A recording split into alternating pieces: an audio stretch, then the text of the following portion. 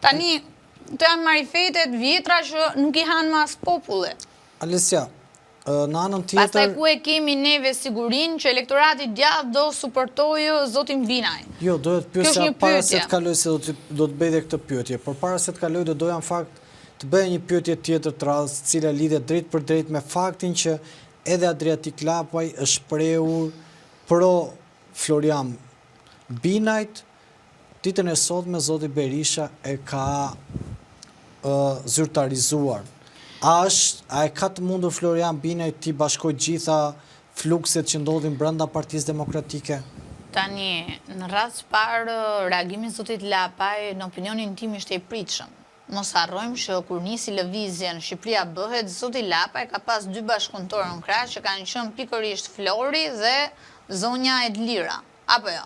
Që t'jemi korrekt me publikun. Deri diku, në çdo takim Floriani e ka ndjekur është një kthim deri dhe pse jo një suport shoqëror që Adriatiku ja jep.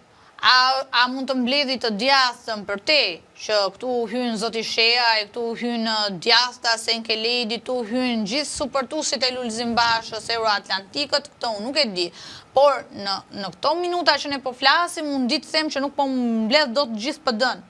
Pa kaluar fare të aleatët, pasi shof në Facebook-un tim, mori fotosh të zotit Binaj me zotin Veliajn, duke pasur një bashkëpunim të shkëlqyer me njëri tjetrin. Foto të Veliajt me zotin Binaj? Po, edhe shof në rrjet që janë shpërndar nga demokratë dhe nga shumë antarë të Partisë Demokratike që nga bërë luftim kundra zotit Veliaj dhe kemi ndetur tek ato protestat që u bënin para bashkisë derisa ndodhi momenti i arrestimit tij.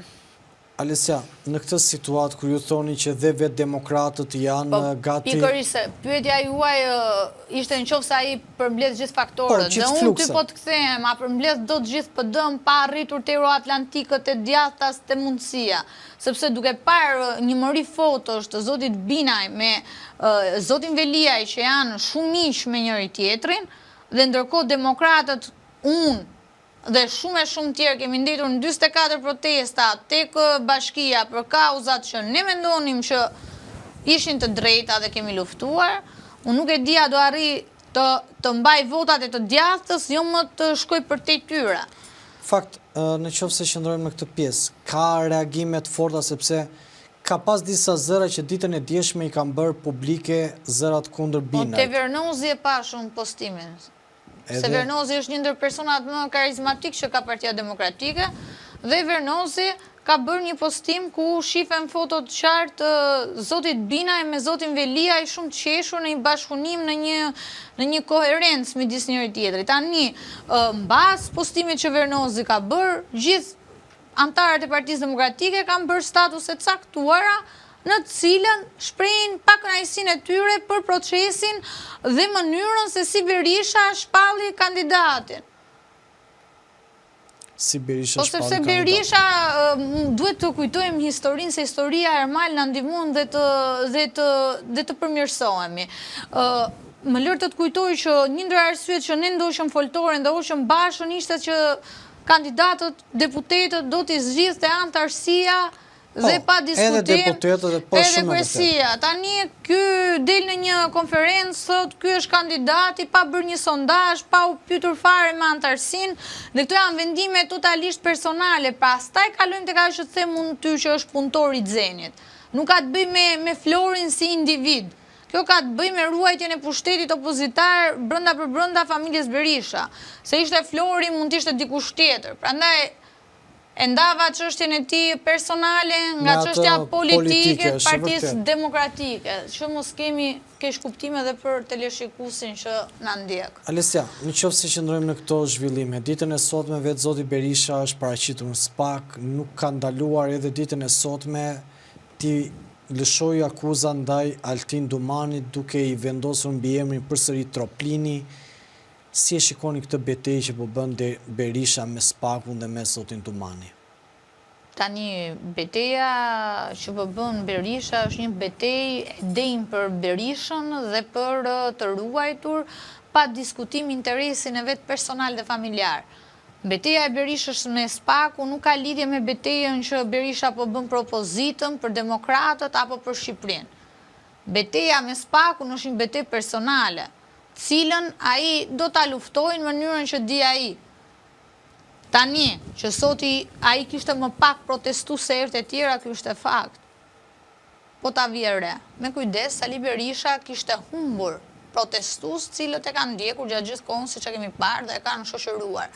Dhe kjo është një shenjë pa diskutim që pushteti i tij sapo vjen dhe po bie. Dhe pushteti opozitar flas, ai pushteti ka ngelur tani. Alesia, në anën tjetër shikoni të Kështu që unë mundur. nuk e shoh luftë fare të Partisë Demokratike me SPAK-un, është lufta personale e Berishës për të ruajtur interesat personal familjar dhe pa diskutim lirinë e vet dhe të familjarëve të tij. E shikon në këtë moment që Partia Demokratike është në kaos, duke qenë se janë 6 bashki, ne jemi të fokusuar më shumë te Tirana, por janë dhe 6 bashki tjera të cilët nuk po reagon Partia Demokratike të nxjerrë një kandidat. Shikon një kaos brenda PD-s në këto momente dhe anë dihen të zhgënjur demokratët me zotin Berisha. Demokratët janë më të zhgënjur se kur dhe PD është drejt bojkotit saj si parti politike. Sepse është vendimi më i keq që mund të marrë një parti politike të hyjë me kandidat pavarur. Se nëse ti po hyn me kandidat pavarur dhe pa logon e Partisë Demokratike, për çfarë je ti Parti Demokratike, për çfarë je ti parti politike? Dhe kujt i shërben ti kur ti nuk e kandidat? Sepse PD-ja ka dhe një histori, ka një ideologji, këto hishen për konservator dhe tani të vënë dhe të majt në krye të listës që t'i prit gjithë betejës demokratëve, kjo është një çështje tjetër për të diskutuar. Apo jo? Shumë e vërtetë. Se ka qenë Berisha tërkohën që ka sulmuar Sorosin. Po, Pa shumë punë, si mund të pranojmë një kandidat lidhur me këtë të fundit? Këtu referohem madhështore Skalaja, që ka dalë me postimet e veta. Prandaj, që zoti Binaj të jetë fitues, duhet të ketë gjithë të djathtën dhe përtej saj. Po a e ka sot zoti Binaj gjithë spektrin e djathtë? Kjo është pikpyetja më e madhe dhe ky është një ndër eksperimentet më të shëmtuara që po bën Partia Demokratike dhe që për opinionin tim do jetë mbi 100.000 vota minus. Minus 100.000 vota, pra do thellohet rezultati që Pa Erion diskutim. Velia i pati Pa përballë diskutim. Belind Këlliçit. Është e padiskutueshme. Mbi ç'premit sa e ke këtë rezultate? Se apo mbi gjithë deduksionin se si është Partia Demokratike? E para që kur PD-ja nuk do hyj me logon e vet. Zotëri luftën e bën për logon. Gjithë debatin publik e kemi bërë me Lulzim Bashën për logon. Gjithë humbjen e zgjedhjeve të kaluara Berisha justifikoi se ne hyrëm pa logon, se duhet jemi korrekt me publikun. Tani ne jemi me Berishën, me logon ton, po thjesht ai thotë ne nuk do hyjmë me logon, se ne s'kemi kandidat. Dhe këto po e kërkojmë tek shoqëria civile të pavarur, atë për çfarë shërben partia politike? Për çfarë quhesh ti parti politike? Kur ti nuk ofron dot një kandidat potencial politik. Rama përballë ka vënë varcën e vet, që është një personazh totalisht politik. Pëlqen nuk pëlqen ty, kjo është e vërteta. Ka vënë një makineri shtetërore në dispozicion saj për këtë fushat. Ndërkohë, ku jemi ne? Jemi 33 ditë përpara zgjedhjeve bashkiake dhe sot kemi një kandidat hedhur nga Sali Berisha që thotë do ta konsultoj të bin dakord edhe palët antare. Ky kandidat thot ai do ketë thot suportin e Partisë Demokratike, se flet në emrin e suportuesve të Partisë Demokratike, por aman ky nuk do hyjë me logon e Partisë Demokratike. Dhe ky është precedent